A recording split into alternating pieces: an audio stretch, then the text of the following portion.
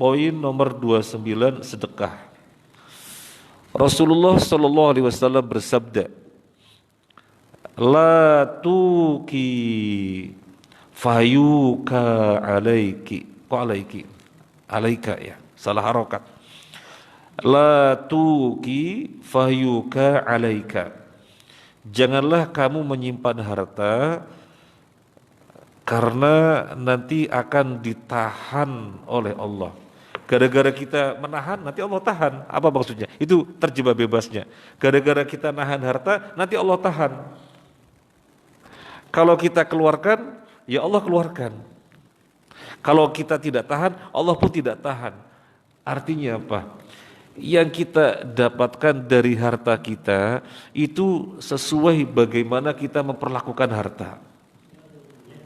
Kalau kita tidak menahan, ya Allah akan kasih dan pemberian Allah jauh lebih banyak dan lebih baik. Kalau kita tahan tidak bersedekah, Allah pun menahan, tidak memberikan kepada kita kecuali sebatas apa yang dia perbuat. Kecuali sebatas apa yang dia perbuat. Tidak ada pelipat gandaan dari Allah. Dan tidak ada keberkahan dari Allah.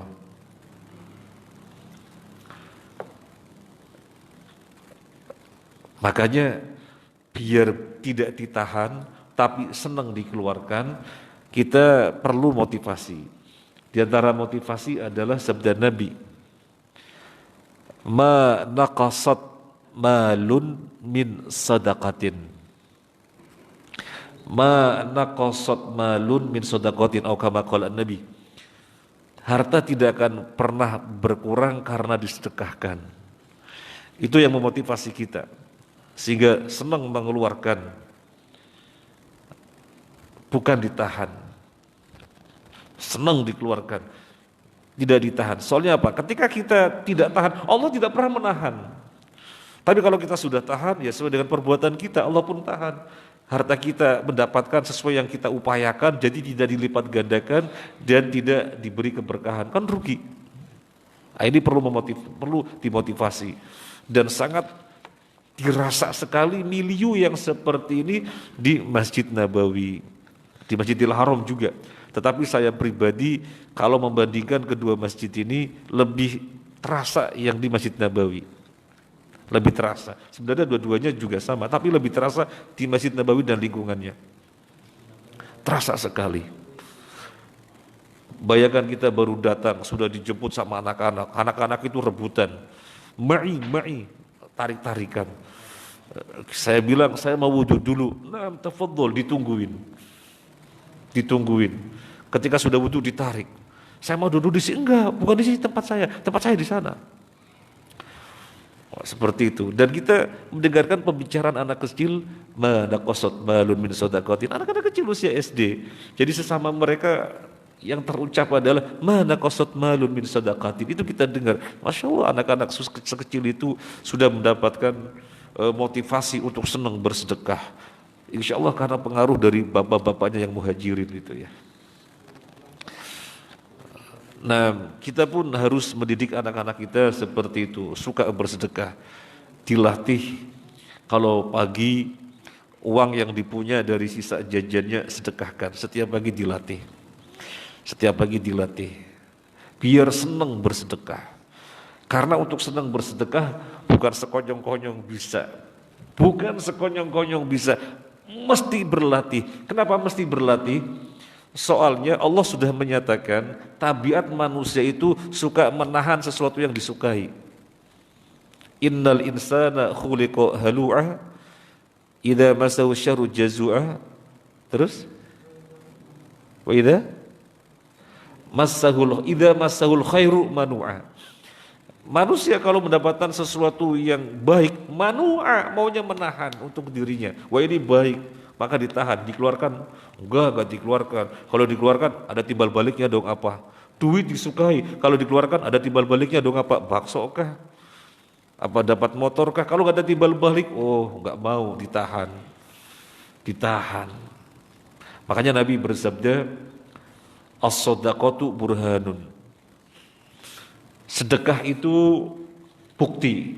Itu hadis Nabi, as-shadaqatu burhanun. Sedekah itu bukti. Bukti apa? Bukti keimanan seseorang, kata Syekh Utsaimin. Kenapa bukti keimanan seseorang? Karena dia bisa mendobrak dirinya. Hawanya, keinginannya itu menghalang-halangi dirinya untuk mengeluarkan. Menghalang-halangi karena memang jiwanya suka menahan apa yang disukai, tetapi bisa didobrak. Enggak, saya harus bisa sedekah. Berarti bukti keimanan. Berarti bukti keimanan. Dan itu kita mesti berlatih. Kalau enggak berlatih, kita jadi orang bakhil.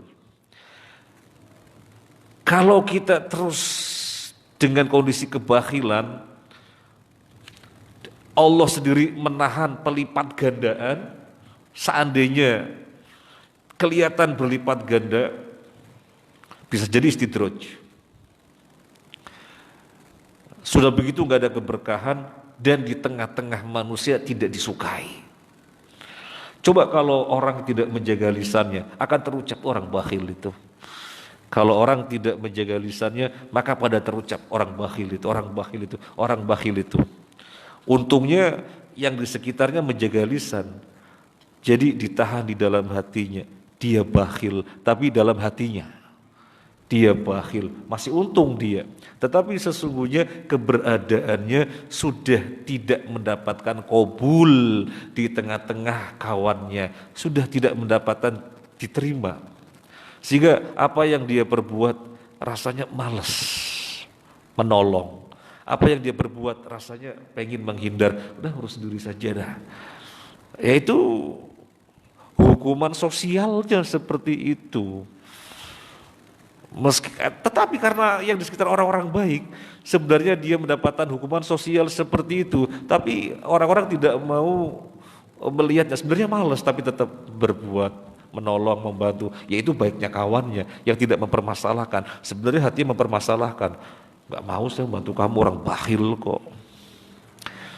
Pasti ada pembicaraan hati seperti itu. Nah, jadi di tengah-tengah masyarakat sudah begitu, dari sisi Allah juga nggak ada pelipat gandaan dan tidak ada keberkahan. Makanya di sini Rasulullah SAW bersabda, la tuki fayuka alaik, janganlah menahan karena nanti kamu ditahan.